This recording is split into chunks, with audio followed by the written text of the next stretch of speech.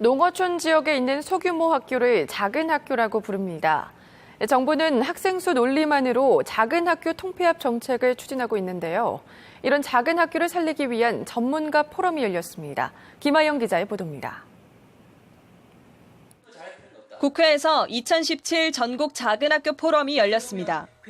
국회 교육희망 포럼이 주최하고 강원교육희망재단이 주관한 이번 포럼은 전국 7개 시도교육청 관계자들이 참석한 가운데 작은 학교의 문제점과 가능성을 찾기 위해 마련됐습니다.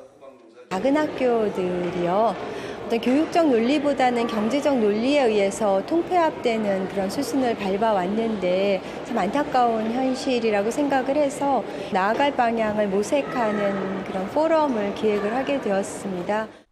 정부는 일정 규모 이하의 작은 학교에 대해서는 통폐합을 권고하고 있습니다.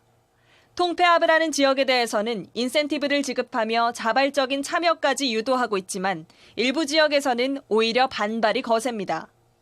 학생 수만을 잣대로 통폐합을 결정하기 때문인데 강원도처럼 학생 수가 적은 학교가 많은 곳은 절반 정도가 통폐합 대상입니다.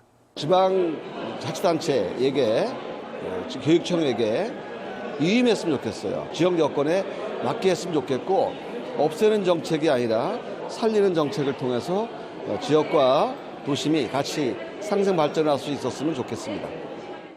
작은 학교 통폐합을 막기 위해 강원도 교육청의 경우 자체적인 지원 사업을 벌이고 있습니다.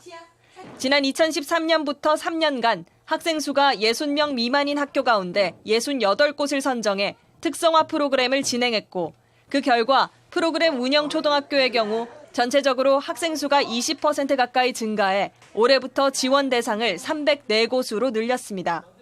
하지만 지원 예산 마련이 녹록치 않습니다.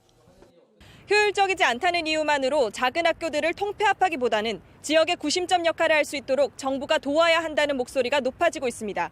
지원 뉴스 김아영입니다.